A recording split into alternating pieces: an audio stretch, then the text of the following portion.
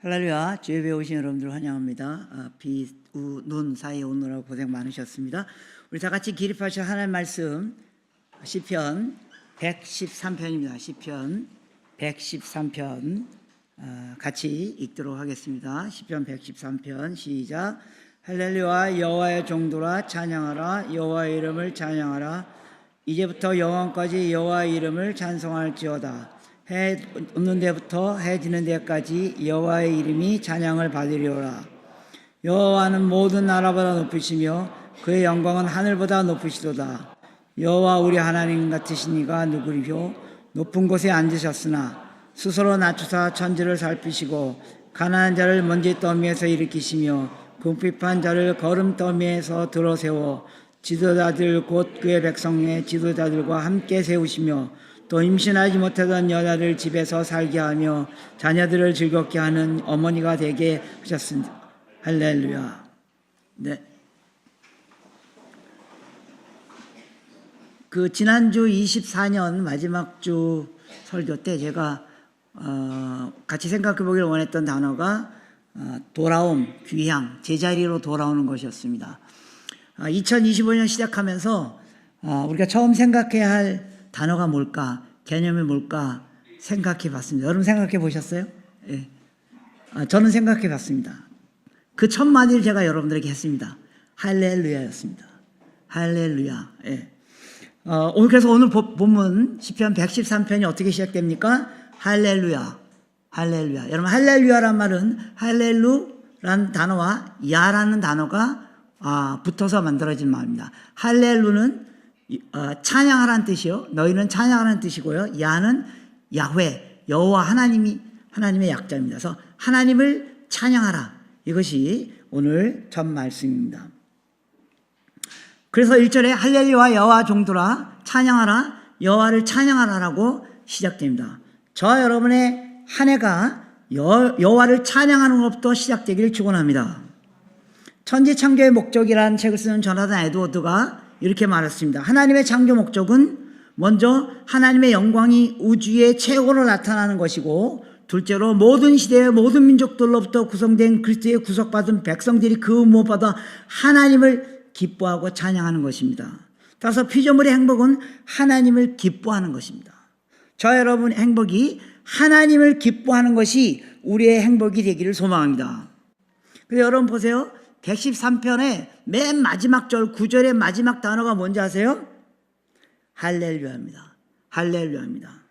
2025년 올해 한 해가 할렐루야 여호와를 찬양하는 것부터 시작하여 할렐루야 여호와를 찬양하는 것으로 마무리되기를 축복합니다. 하나님에 대한 찬양은 시간적으로 2절에 있는 것처럼 이제부터 영원까지고요. 3절에 지리적으로는요. 해 돋는 곳부터 해 지는 곳까지입니다. 우리가 2025년 1월 1일 영분부터 12월 31일까지 한순간도 빼놓지 않고 하나님을 찬양하는 2025년이 되기를 원합니다. 2025년 첫날 첫걸음부터 마지막 날 12월 30일 우리가 가는 모든 장소에서 하나님이 찬양받기를 원합니다. 이렇게 하나님을 한순간도 놓치지 않고 어느 곳에든지 찬양해야 되는 이유가 무엇입니까? 오늘 본문이 두 가지로 말하고 있습니다. 첫 번째 4절부터 5절입니다. 하나님이 가장 높으신 분이기 때문입니다. 하나님은 모든 나라보다 높으시며 그의 영광은 하늘보다 높으시도다. 이 말이라고 선언했기 때문입니다. 그래서 5절에 여호와 우리 하나님 같은 신이가 누구시리요? 높은 곳에 앉으셨으니 라고 하나님은 세상 그 어느 누구와도 견줄 수 없는 분이시며 가장 높은 곳에 앉아 계신 분입니다.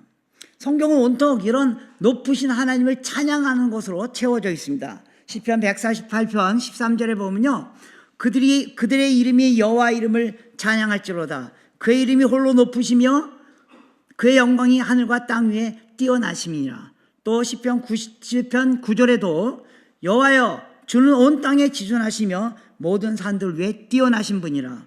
또 이러한 찬양은 이스라엘 백성들만 한 게 아닙니다. 이방의 왕들도 그 하나님 알고 찬양했습니다. 다니엘서 4장 34절 35절에 보면 그가 기한이 참해 나 느부갓네살이 하늘을 우러러 보았더니 내가 총명이 다시 돌아온지라. 여러분 이방 왕이 자기가 총명이 다시 돌아왔을 때 제일 먼저 한 말이 무슨 말인지 아십니까? 제정신 차렸을 때 제일 먼저 한 말이 무슨 말이냐면, 이는 내가 지극히 높으신 이에게 감사하며 영생하시는 이는 찬양하고 경배하리니 그 권세는 영원한 권세여 그 나라는 대대로 이르리라. 이방 왕도요, 제정신이 돌아오면 제일 먼저 하는 일이 뭔지 아십니까? 자기의 권력이 아니라 하나님이 있다는 것을 알게 되고 그 하나님을 찬양하는 것입니다. 하나님이 가장 높으신 이유는 첫 번째, 그는 지리적으로 초월하시는 분이기 때문입니다. 4절에 보면 여호와는 모든 나라보다 높으시며, 라는 말은 여호와가 이스라엘의 하나님이 아니라 모든 나라 모든 민족의 하나님이심을 선포하는 것입니다. 고대 근동에서는요, 각 민족이 자신의 신을 섬기는 경우가 많았는데요, 그래서 이 신은 우리 민족의 신이라고요, 우리의 신이라고요. 근데 4절에 우리가 믿는 하나님은요, 우리만의 신이 아니라 모든 민족, 온 세상에 하나님을 선포하는 것입니다. 하나님은 지리와 정치와 문화의 경계를 초하여 모든 민족과 모든 나라의 운명을 통치하시는 분입니다.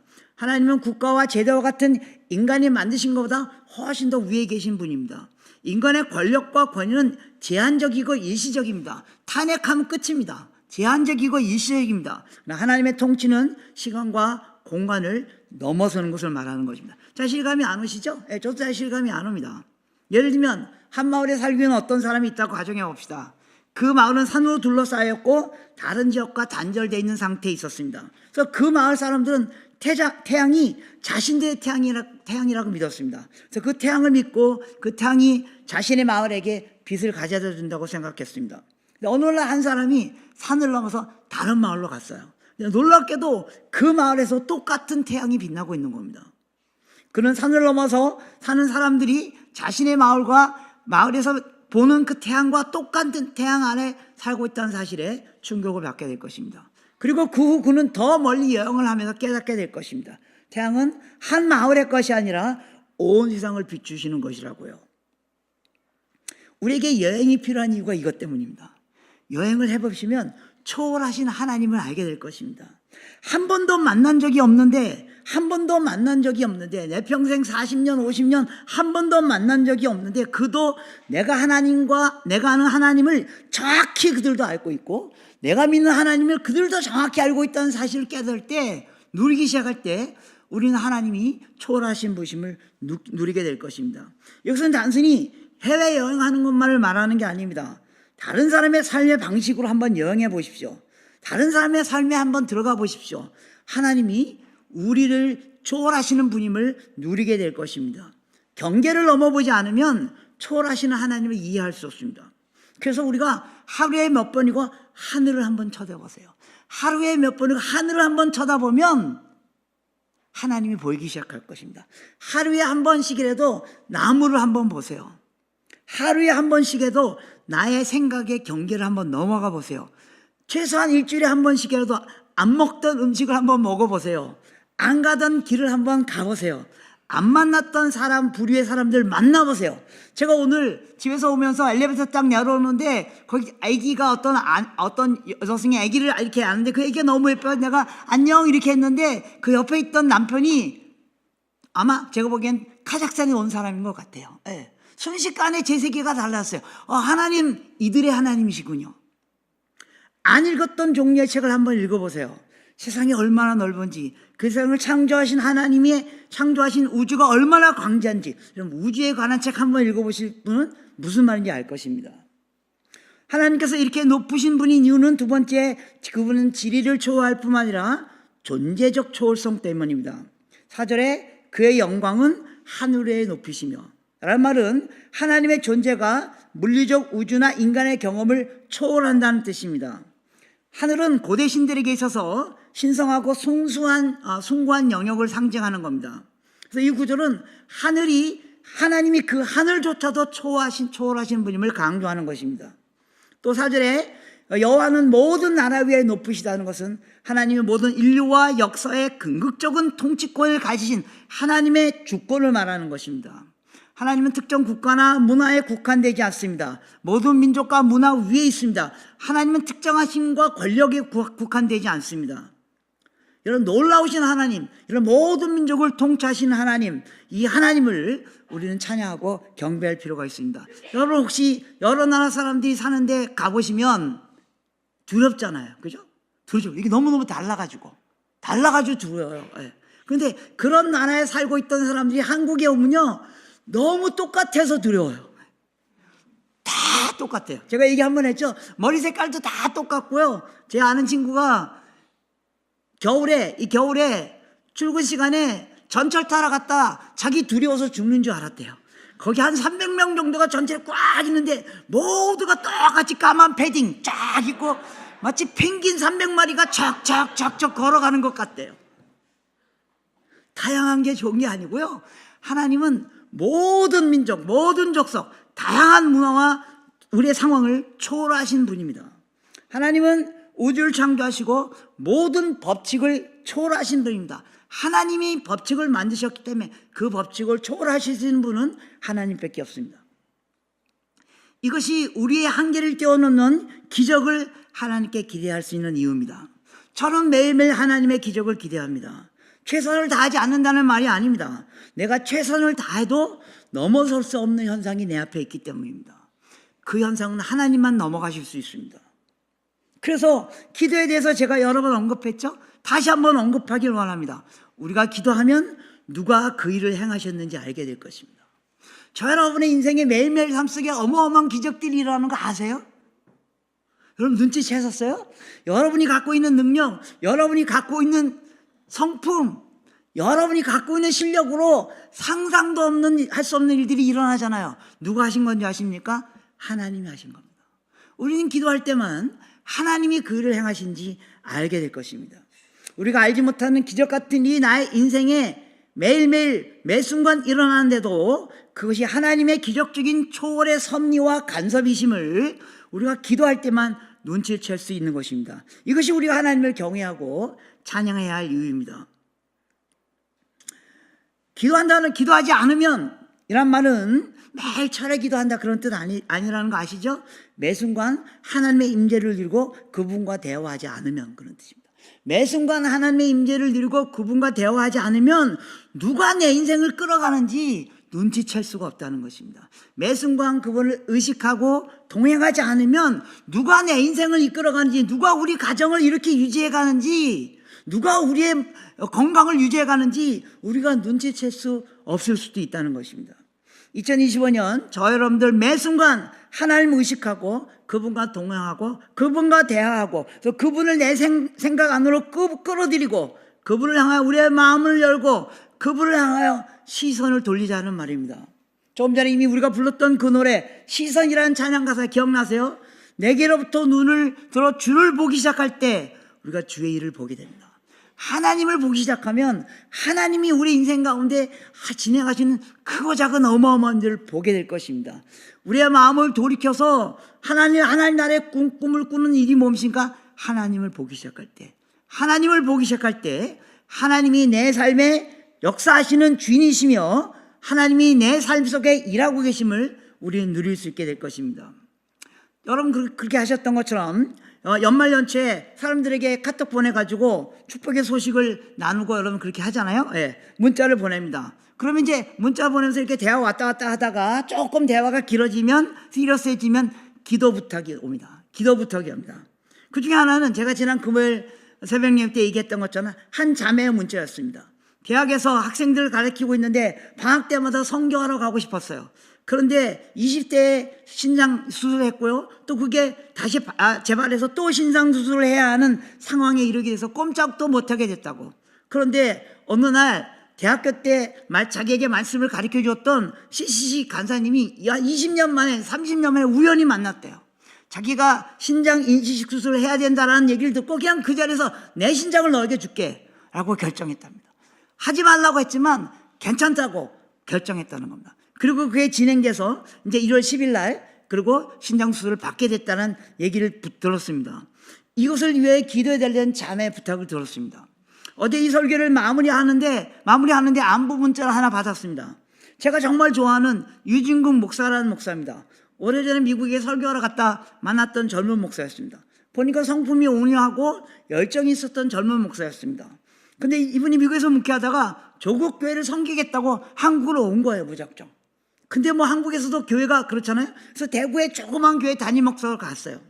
거기서 정말 고군분투하면서 변방에서 진전성을 갖고 목회하는 젊은 목사였습니다. 제가 안부 문자를 보냈습니다. 몇 번 왔다 갔다 하더니 주저주저 하더니 혹시 제가 좀 깊은 기도 제목을 나눠도 괜찮겠습니까? 제가 나눠달라고 그랬습니다. 그가 전혀 생각지 않던 아내가, 여러분들 아내 사랑하시죠? 왜 아멘이 이렇게 작아요? 여러분들 아내 사랑하시죠? 네, 대답을 못하네. 네. 근데요, 이 사람은 정말 내가 봐도 아내를 너무너무 사랑하는 사람이에요. 내가 봐도 아내를 정말로 사랑하는 사람이에요. 그리고 그 아내 제가 아는데요, 엄청나게 건강한, 등치도 크고요, 엄청나게 건강한 그런 아내였어요. 근데 며칠 전에 검사했는데 위암 판정, 급히 긴급하게 수술하지 않으면 안 되는 위암 판정 수술을 받았대요. 일산 국립암센터에 병원에 가서 최종 판결을 받았는데 수술해야 된대요. 그래서 뭐 3기, 4기 그렇대요. 수술해야 된대요. 두려운 마음으로 기도해달라고 문자를 보냈습니다. 아무리 담대해도 아내의 질병 앞에 두려워질 수밖에 없는 우리들입니다. 이런 기도 제목을 들으면서 제가 할 수 있는 일은 하나님의 기적을 기대하는 것 외에는 없습니다. 이런 기도 제목을 들으면서, 여러분 기도 제목 받으세요.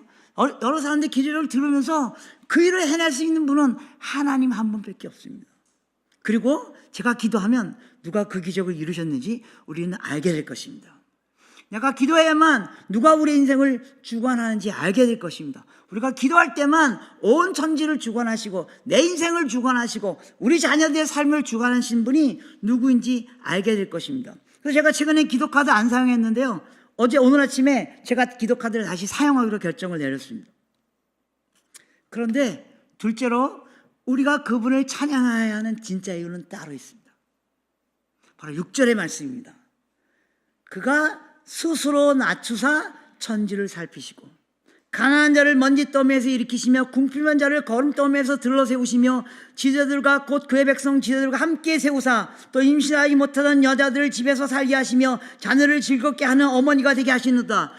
우리가 하나님을 진짜 찬양할 수밖에 없는 이유는요, 그 어마어마한 하나님이 스스로 낮아졌다고요. 그 어마어마한 하나님이, 온 우주보다 더 큰 하나님이 스스로 낮아졌다고요. 우리 누구는 스스로 낮아지기를 원하는 사람 아무도 없습니다. 가장 높으신 분이 스스로 낮아졌다고요. 왜 스스로 낮아진 그 하나님을 찬양해야 됩니까?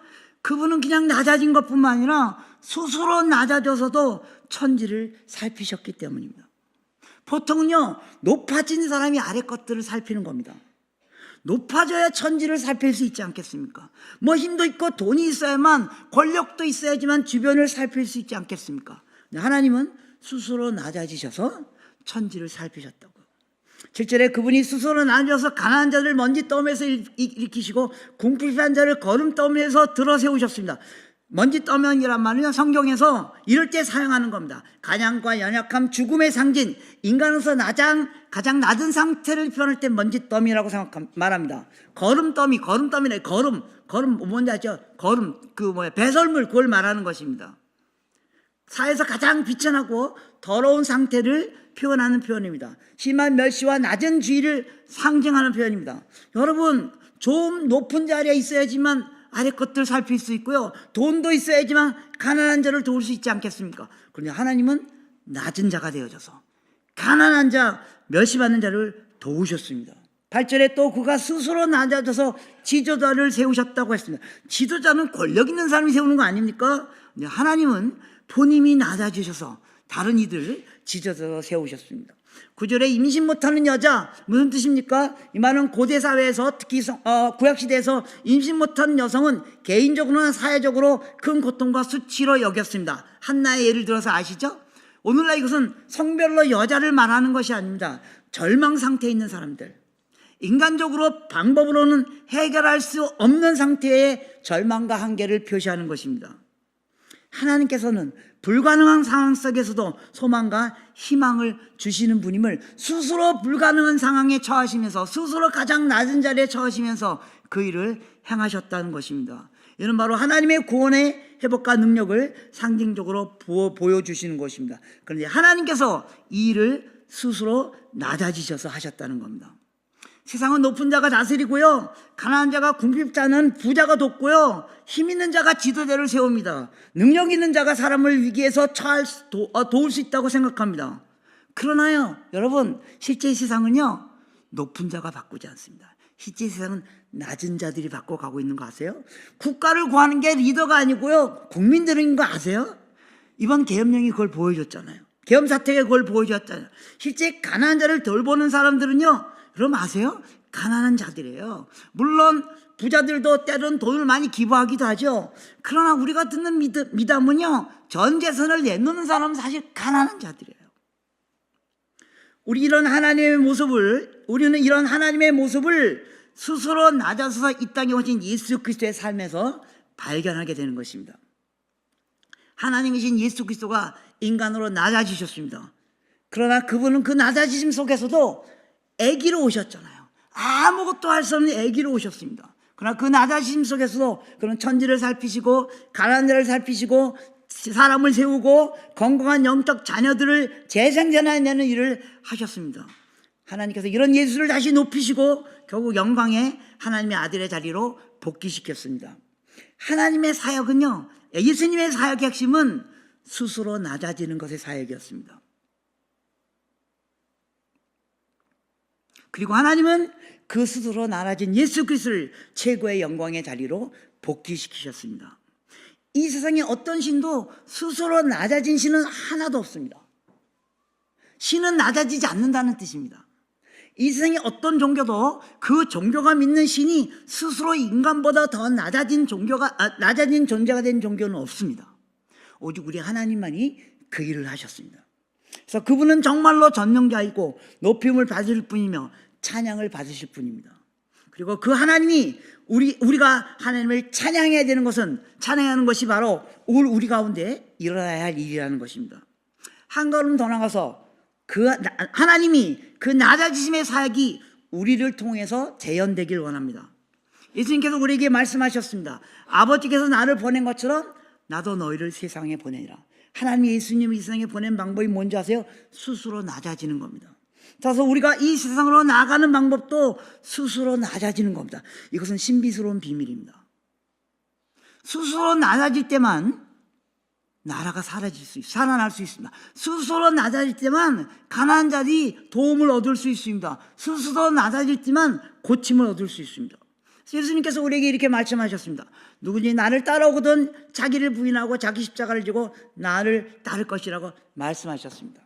중국 성교에 어마어마한 일을 했던 허슨텔러, 여러분 성교 잘못해도 허슨텔러 아시죠? 네, 허슨텔러. 세계 성교에 어마어마했던 분입니다. 어마어마한 사역을 했던 분입니다. 그 중국을 다 복음했던 사람입니다. 그분이 뭐라고 얘기한지 아십니까? 내가 해야 하는 사역은 자기 부인의 사역이다. 허슨텔러는 중국에 가서 복음 전하는 일을 한 게 아니고요, 자기 부인의 일을 했다고요. 자기 부인을 하는 게 우리의 사역입니다. 예수를 따르는 우리가 살아갈 방식은 한 가지뿐이라고 주님이 이미 선포하셨습니다. 누구든지 나를 따라오거든. 네 정말로 나를 따라오기를 원하냐? 자기를 부인하고 자기 십자가를 지고 예수를 따를 것이라고 말씀하셨습니다. 나를 부인하지 않으면 지난주 설교에서 첫째 아들처럼 아무리 물리적으로 하나님 아버지 집에 살고 있었고 엄청난 일을 하고 있다 할지라도 우리는 여전히 하나님을 떠난 자로 남아있을 수밖에 없습니다. 탕자에 비해서 자기를 부인한 사람은 누군지 아십니까?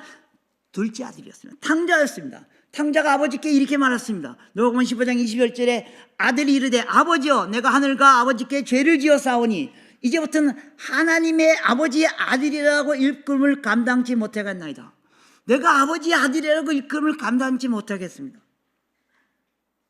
또 바울은 이렇게 얘기했습니다. 갈라디아서 2장 20절에 내가 그리스도와 함께 십자가 못 박혔니 그런즉 이제 내가 사는 것이 아니요 오직 내 안에 있는 그리스도께서 사신 것이라.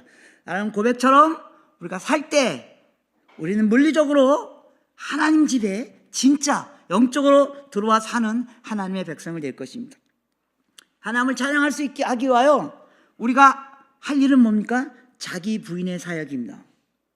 자기 부인이 힘들어진 것은 아직도 내 안에 내가 서로 자꾸 나를 찌르고 있기 때문입니다. 지금 목사가 돼서 신학교 교수로 일하고 있는 이전에 가수였던 시인과 촌장의 하덕규 씨, 여러분 잘 아시죠? 예. 뭐 저 개인적으로 잘 압니다. 예. 제가 이전에 보건 상황에 썼던 글 갖고 가사로 해서 노래 한 곡도 그분이 노래를 줬는데 여러분 잘 모르시죠? 예. 유행이 안 돼가지고. 예. 근데 그분 노래 중에 제일 유명한 노래가 가시나무라는 노래입니다. 여러분 아세요? 내 속에 내가 너무 많아 당신의 쉴 곳 없네. 잘 모르시죠? 제가 불러드릴까요? 내 속엔 내가 너무나 많아 당신의 쉴 곳 없네. 그 다음부터는 안 부르겠습니다. 높아져서. 예. 내 속에 헛된 바람들, 내 속에 헛된 바람들 때문에 하나님이 편할 곳이 없다고요. 내 속에 어쩔 수 없는 어둠이 하나님의 쉴 자리를 빼앗고 내 속에 내가 이길 수 없는 슬픔 때문에 무성한 가지 나무숲 같네. 바람 불면 그 메마른 가지 서로 부대끼면서 울어대고 쉴 곳을 찾아 지쳐 날아온 어린 새들도 그 가시에 찔려서 다시 날아가 버리고 바람만 불면 외롭고 또 외롭고 내가 나를 자꾸 찌르는 거예요. 슬픈 노래를 부르던 날이 많았네. 내 속에 내가 너무 많아 당신의 쉴 곳이 없네. 내 속에 내가 너무 많아서 하나님이 스스로 낮아져서 내게 오신 그 예수님이 쉴 곳이 없다고요. 저는 이것을 생각하니 너무 절망적이고 부끄러웠습니다. 그래서 제가 2025년 목표가 자기 부인으로 세웠습니다. 제가 최근에 자기 부인에 대한 설교를 여러 번 했잖아요. 그죠? 무슨 말입니까? 저에게 설교하는 겁니다. 저에게 설교하는 겁니다. 하나님을 본받아 스스로 낮아지는 것, 그게 높아지는 길입니다. 베드로가 주님을 따른다고 결심하고 그물을 버렸습니다. 그래도 그는 자아를 버리지 못했습니다. 그래서 예수님을 결국 부인하게 된 겁니다.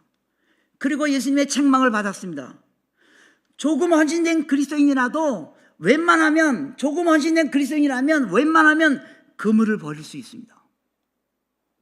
그럼에도 불구하고 자기를 버리지 못할 수 있습니다. 그래서 예수를 믿어도 화가 나고요, 불평이 생기고 미워하게 되고 스스로 고통스러워합니다. 가시나무처럼요. 예수님은 평생 예수님의 삶은 자기 부인의 삶이었습니다. 그 말은 하나님 중심적인 삶을 사는 것을 말합니다. 자기 부인의 문제 때문에 크게 당황했던 베드로를 정말 바꿨던 말씀이 뭔지 아십니까? 내가 나를 사랑하느냐? 내가 나를 사랑하느냐? 나를 위해서 하나님을 사랑하는 게 아니라 하나님을 사랑하기 때문에 나를 부인하는 것. 이것이 우리가 가야 할 길입니다. 이것은 하나님 중심적 삶을 살겠다. 어디에 시선을 놓고 살 것인가? 자기 부인은요, 단순히 몇 개의 물건을 내려놓는다고 이루어지지 않습니다. 자기 부인은 심지어 전 재산을 다 내려놔도 이루어지지 않습니다. 시선을 바꿀 때만 일어납니다. 그러면 보이기 시작합니다. 예수님이 스스로 낮아지시니까 온 인류를 보시기 시작한 겁니다. 스스로 낮아지시니까 가난한 자들, 멸시받는 자들, 고통당하는 여성들이 보이기 시작하는 겁니다. 스스로 낮아지면 하나님이 보이고 세상이 보이기 시작합니다.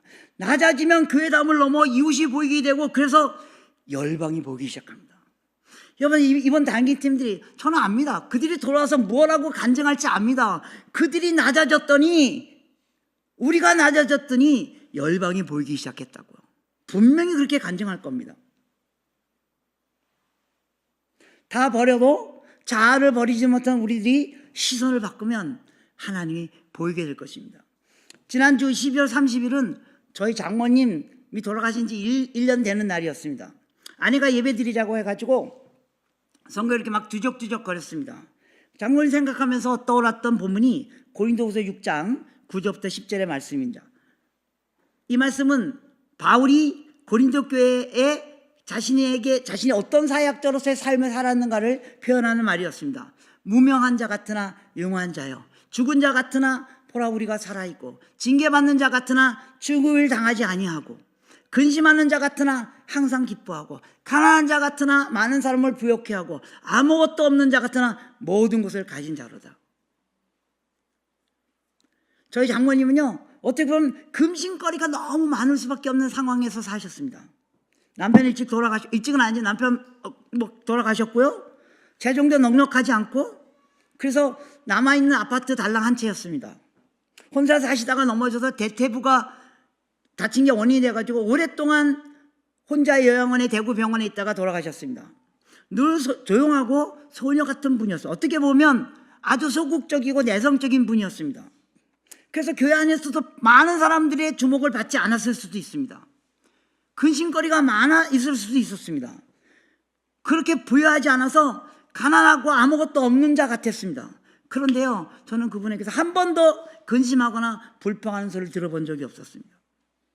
어쩌다 한번 저희가 가면요, 그저 늘 밝아지고 최고라고 말하고 제 인생에 가장 칭찬을 많이 했던 분이 그분입니다. 제가 가장 칭찬을 많이 받은 사람은 그분입니다. 어쩌다 한번 오면 칭찬해주고, 그 매일 기독교 TV, 이제 나이 많아서 TV 보고 있는데요, 어쩌다 화면에 제 얼굴 보면 뭐 만날 때마다 봤다, 한 1년 전에 본 거 계속 그 얘기해 주시고. 가진 것이 많이 없었지만 그분을 만난 사람들은 항상 내가 풍요하다는 것을 느꼈습니다. 그분에서 뭘 받아서가 아니라 그분을 만난 사람은 내가 너무 풍요하다는 걸 느끼도록 만들어 주었습니다. 왜냐하면 주위 있는 사람들에게 있는 대로 다 퍼줬기 때문입니다. 우리가 낮아져서 살아도 괜찮은 것은 우리가 믿는 하나님이 가장 크고 높으신 분이기 때문입니다. 그분이 가장 선한 분이시기 때문입니다. 그 하나님을 위하여 우리가 낮아지는 자기 불의 길을 갈 때 그분이 결국 우리를 높이실 것입니다. 하나님이 예수님을 그렇게 하셨던 것처럼요. 마무리하겠습니다. 한 해 자기 부인으로 살며, 우리가 이 한 해를 자기 부인으로 살면 하나님이 우리를 높이실 것입니다. 그래서 우리 한 해가 할렐루야로 시작해서 할렐루야로 마무리되길 원합니다. 우리가 스스로 낮추면 안 보이던 것이 보이기 시작하게 될 것입니다. 이웃이 보이게 될 거고, 가난한 자들이 보이게 될 것이고, 절망 가운데 있는 자들이 보이게 될 것입니다. 복음을 한 번도 들어주지 못한 열방이 보이게 될 것입니다. 세계가 보이게 될 것입니다. 제가 금요 기도회 때 얘기했잖아요. 지금요, 우리가 캄보디아 장기팀을 보내가니까 우리 기도가 달라졌잖아요. 매번 누가 기도하던 그 기도에 캄보디아를 언급하기 시작했잖아요. 순식간에 세계가 우리 안으로 들어오는 거예요. 또 어제 그제 캄보디아 팀이 보냈던 그 사진 보니까 제가 감개무량했어요. 처음 보는 얼굴이죠. 근데 우리 식구가 같이 느껴지지 않았어요? 거기 처음 보는 캄보디아 사람인데 우리 식구처럼 느끼지 않았어요? 보니까 주재 목사님 옆에 아주 험상궂은 이렇게 수염이 많은 사람이 막 밥 먹는데 평소에 보기엔 좀 뭐 저렇게 험상궂죠. 근데 그분이 우리 식구처럼 보이지 않았어요? 우리 교회 30년 만에 일어난 일이잖아요. 예. 이제 해 돋는 데부터 해 지는 데까지 여호와 이름이 찬양을 발전한 찬양이 이제 이해가 될 것입니다. 낮아지면 이해가 됩니다. 그래서 우리의 할렐루야가 찬양으로 이어질 것입니다. 같이 찬양하기를 원합니다. 우리가 하나를 시작할 때 우리가 눈앞에 닥친 시간이나 현실을 보기보다는 끝을 보길 원합니다.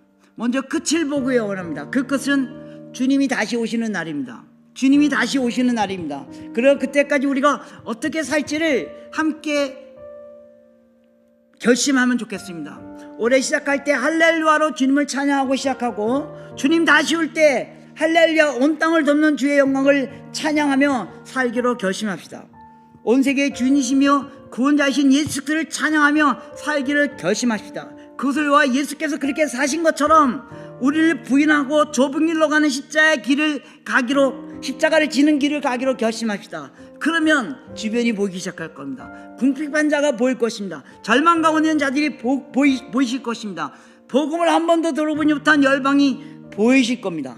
그 길로 달려갑시다. 자기 부인의 길, 나의 십자가를 지는 일, 그리고 그의 나의 길, 길 끝에서 주님을 보게 될 것입니다.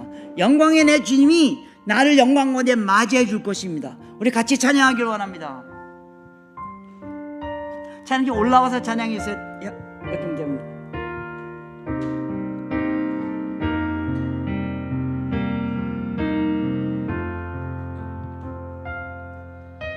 주님 다시 오시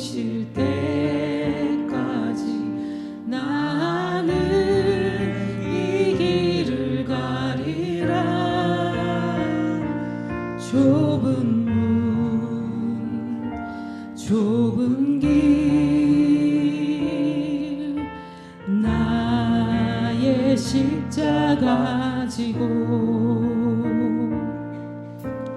나의 가는 이 길 끝에서 나는 주님을 보리라. 영광의 내 주님 나를 맞아주시리.